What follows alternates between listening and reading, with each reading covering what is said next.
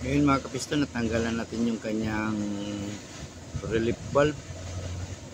Sa loob nito, mayroon siyang strainer. Kailangan natin siyang buksan para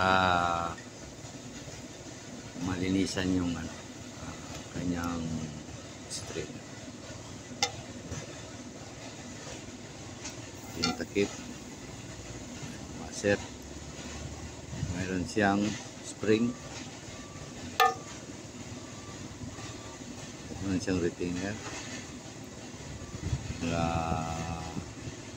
Ito sinakdagay na. Mayroon siyang dalawang spring na maliliit.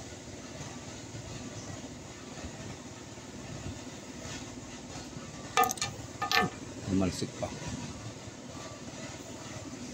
Mayroon siyang maliit na pistot.